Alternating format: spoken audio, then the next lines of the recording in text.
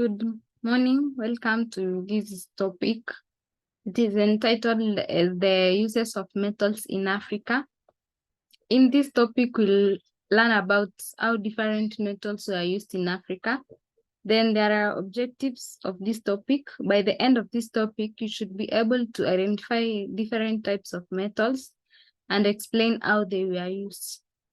Then we begin by a simple introduction. The age of metals in Africa was divided into two, the Bronze Age and the Iron Age. Bronze Age was a period in which their metals were made into a bronze metal. Then they advanced to the Iron Age. This was a period in which they used the iron to make on their tools.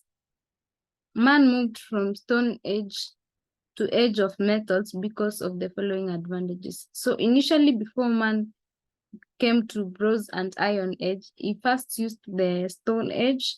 This was the Homo erectus. Then they came to the Bronze Age, then to the Iron Age. So we look at the advantages of why man preferred or rather used metals rather than the stones. Metallic tools were more durable.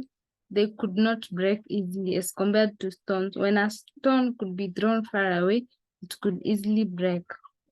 Then cutting edges of metals could be sharpened. This is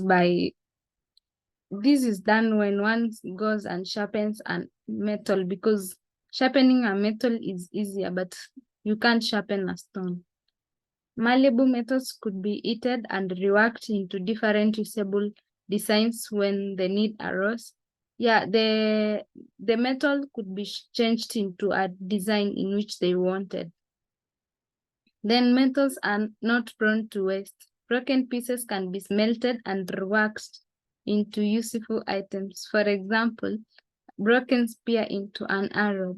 So the metals could be changed, or rather, if they had made an arrow and maybe the arrow could have broken, they could smelt it and make another substance. Then we look at them.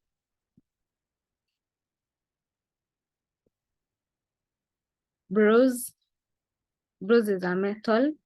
So bronze is an alloy primarily composed of copper with addition of tin, though other elements can be present in smaller amounts. We look at the uses of bronze. It was widely used for making tools, weapons, and armor during the Bronze Age. Bronze, it is used for artistic purposes and sculpting due to its malleability and ability to capture intricate details. Then brass instruments such as the trumpets are made from brass, which is a type of bronze alloy. Now those are the uses of the bronze. We look at the second one, which is gold. Gold is a dense malleable meaning that it could be changed into a version or rather into a design in which they wanted. And it's a highly ductile metal with an attractive and lustrous appearance. Then we look at the uses of gold. It is used in making jewelry such as the earrings, the rings.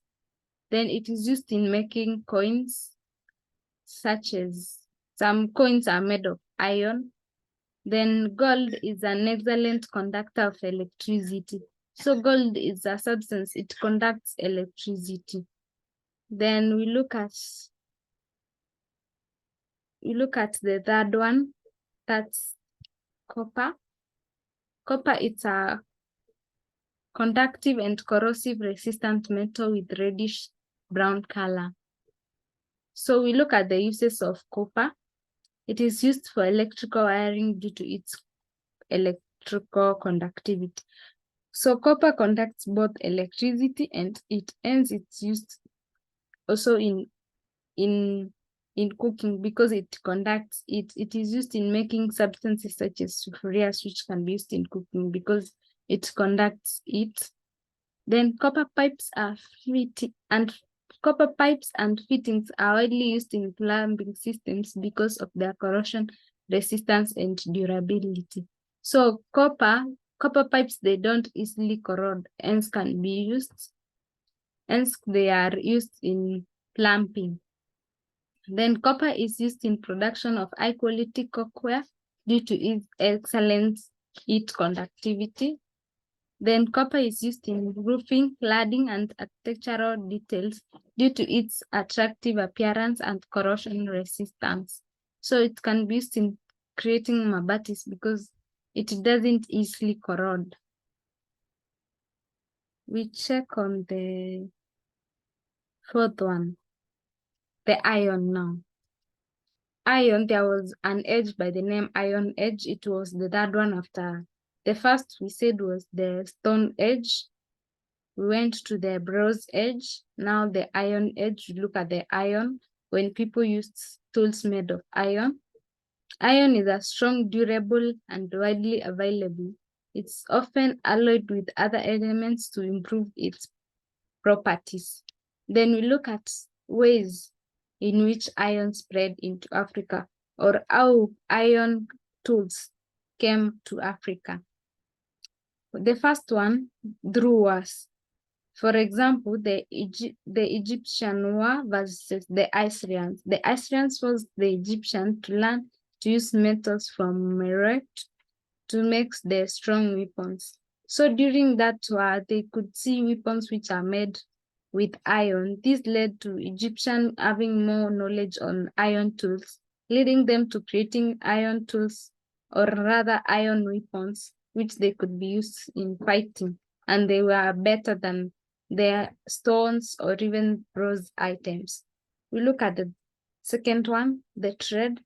The Mesopotamians traded with Africans. The North Africans then traded with the West Africans. This was during the trans-Saharan trade, thus spreading the iron smelting technology across the Sahara. Yeah, this during the Saharan trade, they could use them to make even weapons for them to be able to defend people in the deserts, that's in the Sahara Desert. Then the third one, it's the intermarriages. For example, the Arabs and Africans intermarried, as a new iron culture and technology developed. Due to marriage, when you marry someone who comes from a community whereby they make substances using iron, it was easily for you to adapt and even to promote to the other community where you are married from. Hence, this led to the spread of iron technology or other iron tools. Then there was also through learning and acquiring technology from neighbors. This is borrowing. It is more rampant in African countries because borrowing was a form of living in Africans. They could borrow one thing from other. They could borrow it through, maybe one has gone to visit their friends. You could find out that they are using iron tools and you have no knowledge on iron tools. When you get back, you find they are using iron tools. You will have a desire to know how to make iron tools. Then through increased demand for iron tools for agriculture, weapons, and iron products, increased trade in iron. This is agricultural product tools like the jembes made from irons, or even iron tools which could be used to farm. They were better than the use of sticks. This led to promotion of even agriculture. Due to agriculture, it led also to promotion of iron, the use of iron. We look at the migration, for example, in the East Africa, where Bantus and Nilotes arrived from the West African region with iron culture, which they introduced it to the East African. So the migration of Eastern Bantus, especially the communities which practiced agriculture, the Bantus practiced agriculture. Due to agriculture, the tools which they could use to farm, they were mostly made of iron. This led to the spread of iron. Then travelers and messengers who gave out and received the gifts of iron. Maybe you could travel to a region where they use iron tools and find the iron tools, you could have a desire to know more knowledge, or even you find them, they are more malleable and durable. Hence, you could able to use the iron tools. We look at the last one. This is the uses of the iron. Iron is used in construction of buildings, bridges, and infrastructure due to its strength and durability. So iron has a higher strengthability and durability, hence it could be used in construction of strong buildings such as houses. Then iron is a key component in the manufacturing of vehicles.